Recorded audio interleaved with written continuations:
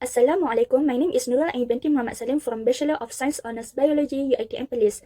My final year project is about the potential of antibacterial and antioxidant activities of tualang and kelilut honey and supervised by Dr. Rosanna Muhammad Hanafi. Chapter 1 is about introduction. Honey is a naturally sweet product produced by bees from the nectar of flowers or secretion living components of plants.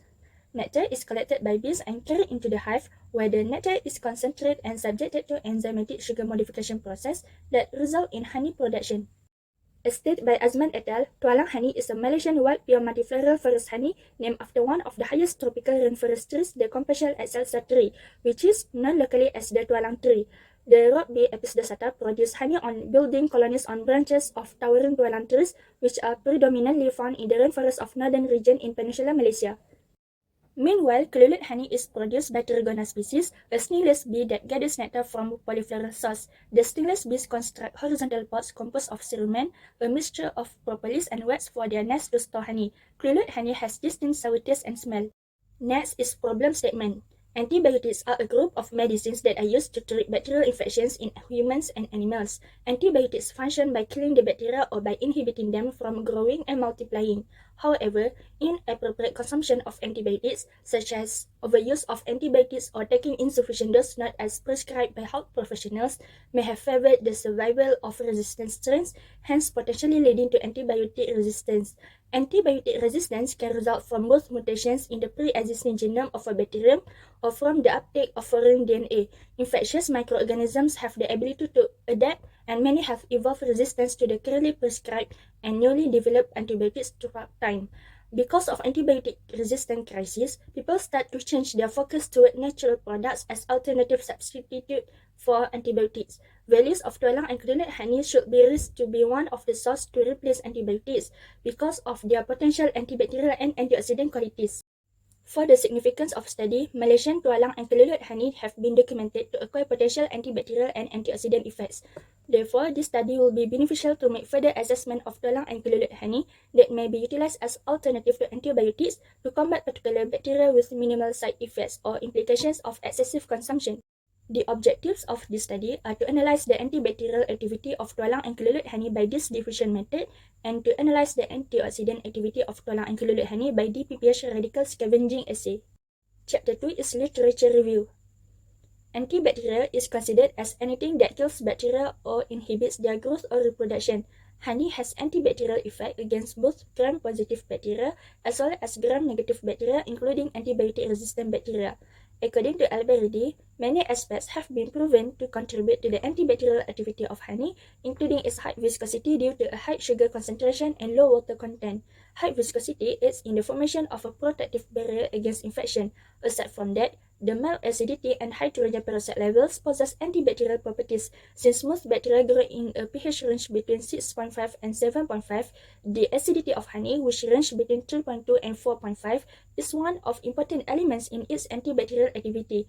This acidity is due to the presence of organic acids, particularly gluconic acid. Next is the importance of antioxidant.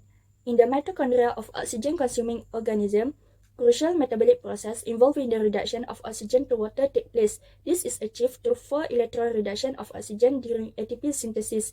The incompletely reduced oxygen species are known as reactive oxygen species, ROS. At low levels, ROS can contribute to immunity and homeostasis of the organism.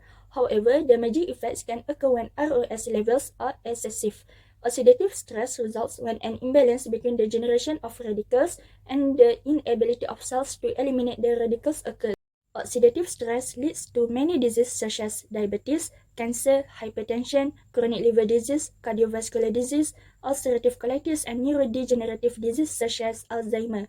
According to Alhamdulillah et al., antioxidants are compounds that slow down or stop oxidation and can prevent the reactive oxygen species from being produced. The flavonoids are one of the most widely studied and encompassing subfamilies of non-enzymatic antioxidants.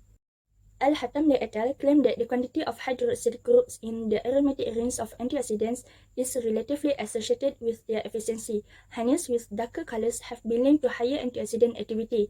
This is due to the dark color resulting from several pigment chemicals such as flavonoids, carotenoids, and phenolic compounds, which are antioxidant compounds in honey.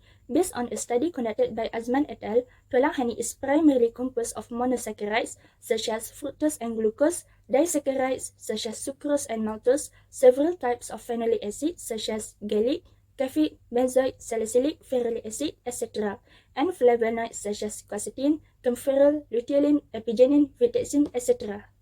Chapter 3 is methodology. For the honey sample preparation, pure tulang and included honey samples were purchased from local apiaries in Kedah, Malaysia, and were used for this study. Stock samples were stored in the glass bottles, labeled accordingly, and stored at room temperature away from light source. Then, honey samples were diluted with different concentrations by using distilled water for antibacterial analysis. The honey concentrations were 50%, which is 5 grams of honey in 10 ml distilled water, 25%, which is 5 grams of honey in 20 ml distilled water, and 12.5%, which is 2.5 grams of honey in 20 ml distilled water, respectively. On the other hand, for the antioxidant analysis, honey samples were diluted by using distilled water, and the concentrations were 20%, which is 2 grams of honey in 10 ml distilled water, 40%, which is 2 grams of honey in 5 ml distilled water, 60%, which is 3 grams of honey in 5 ml distilled water, and 80%, which is 4 grams of honey in 5 ml distilled water, respectively. The dilutions of honey samples were prepared on the day of the analysis. Next is this diffusion method. This diffusion method was used to determine the zone of inhibition, thus to evaluate the potential antibacterial activity of tulang and cellulose honey. First, fresh muliahan agar or MHA plates were labeled accordingly. The MHA plate was inoculated with bacterial culture by using the cotton swab in zigzag style. Inoculation was done by streaking the swab over the entire surface of the MHA medium to ensure an even distribution of the inoculum. The inoculated MHA plate was allowed to dry for a few minutes with the lid. Filter paper discs were cut from filter paper and each set was saturated separately with 10 microliter of the desired honey concentration at 50%, 25% and 12.5% respectively. Then the honey saturated filter paper discs were put over MHA plates by using a sterile forceps and were pressed gently. Ampicillin discs were used as positive control and distilled water was used as negative control for every set of MHA plate to ascertain the reliability of the assay. The arrangement of discs for every set of the MHA plate can be seen in figure 3.1. The MHA plates were covered with the lid and incubated for 37 degrees Celsius for 24 hours. Bacterial inhibition was determined as the diameter of the inhibition zones in millimeter of honey samples against E. coli and B. leconiformis. The procedure was performed in triplicate for each type of honey and bacterial test. Next, free radical scavenger activity of tulang and cellulose honey samples were determined by using DPPH assay. The DPPH stock solution was prepared by dissolving 3.94 mg of DPPH with 100 ml of ethanol in a 250 ml volumetric flask. The volumetric flask was covered with aluminium foil as DPPH is known to be very sensitive to light exposure. Tulang honey was diluted with distilled water in different concentrations, which is 20%, 40%, 60%, and 80%. The dilution with the same concentrations was performed by using cellulose honey and distilled water. Ascorbic acid with equal concentrations was diluted with distilled water and used as positive control. 0.1 ml of DPPH solution was added to 1 ml of each honey and ascorbic acid with different concentration respectively by using a micropipette into cuvette and were mixed. All the cuvette were incubated in the dark for 30 minutes to allow the reaction to fully occur. After incubation in the dark for 30 minutes, the absorbance of the mixture was measured at 515 nanometer by using a spectrophotometer against distilled water as blank. The DPPH free radical scavenger activity was calculated in percentage by using the formula DPPH equal to A control minus A honey divided by A control times 100, where A control and A honey were the absorbance readings of control and honey sample respectively. The DPPH free radical scavenger activity was expressed as IC50, which corresponds to the concentration of honey sample required to inhibit 50% of DPPH free radicals. IC50 was determined graphically from the curve plot between the percentage of DPPH scavenging activity and honey samples concentration. The procedure was performed in triplicate for all samples. Chapter 4 is result and discussion. For the antibacterial properties analysis of tulang honey, Table 4.1 tabulates the inhibition zones of tulang honey samples against E. coli and B. leconiformis by using this diffusion method. Data shown in Table 4.1 indicate the antibacterial activity of tulang honey samples at 3 different concentrations, from low, which is 12.5%, medium, which is 25%, and high, which is 50%, against E. coli and B. leconiformis respectively.